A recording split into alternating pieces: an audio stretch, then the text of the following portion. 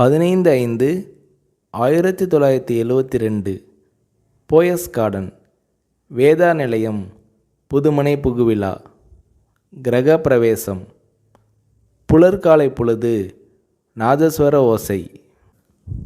தென்னிந்திய திரையுலகின் பட தயாரிப்பாளர்கள், இயக்குனர்கள், கலைஞர்கள், கதை வசனகர்த்தாக்கள், திரைப்பட பத்திரிகையாளர்கள் என திருவிழா போல பெருந்திரள்.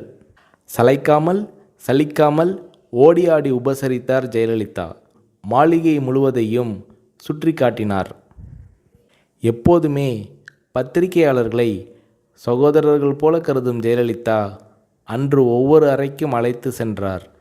இந்த மாளிகையின் ஒவ்வொரு செங்கல் செங்கலாக அணு அணுவாக பார்த்து கட்டியவர் என் அம்மா. இப்போது அவர் இல்லை என்றபோது ஜெயலலிதாவின் இமை ஓரங்களில் கண்ணீர் முத்துக்கள். படிப்பு அறை. அங்கே 1000க்கும் அதிகமான தமிழ் மற்றும் ஆங்கில நூல்கள், படித்து முடித்த நூல்களில் குறிப்பெடுக்க அடிக்கோடுகள். உடை அலங்கார அறை. பட்டு புடவைகள் மட்டும் 5000க்கும் அதிகமாக இருக்கும். ஃபேஷன் புடவைகள் பல ஆயிரம். அலங்கார அறை. விதவிதமான ஒப்பனை பொருட்கள். நகை அலங்கார அறை. ஷெல்ஃபுகளில் பெட்டி பெட்டியாக தங்க வைர நகைகள்.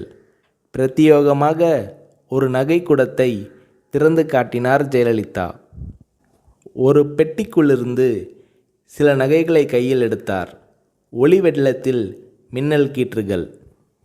இவை மைசூர் மகாராஜா என் முன்னோருக்கு கொடுத்தவை என்றார் ஜெயலலிதா.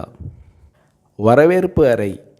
வெற்றி படங்களின் கேடயங்களும் பதக்கங்களும், அப்பா அம்மா படங்களும், ஜெயலலிதாவின் குழந்தை பருவ நடன அரங்கேற்ற படங்களும் வரவேற்பு அறையை ஒட்டினாற்போல் மிதியடிகளுக்கென்றே சிறப்பு அமைப்பு. நூற்றுக்கணக்கான மிதியடிகள். வீட்டுக்கு வேதா நிலையம் என்று பெயர் வைத்திருக்கிறீர்களே என்று இளம் பத்திரிகையாளர் ஒருவர் கேட்டார். அதற்கு ஜெயலலிதா அவர்கள், அம்மா சந்தியாவுக்கு அவங்க அம்மா அப்பா வைத்த பெயர் வேதா என்றார் ஜெயலலிதா. சந்தியா என்பது சினிமாவில் நடிக்க தொடங்கிய போது சூட்டிக்கொண்ட பெயர் என்றார் ஜெயலலிதா.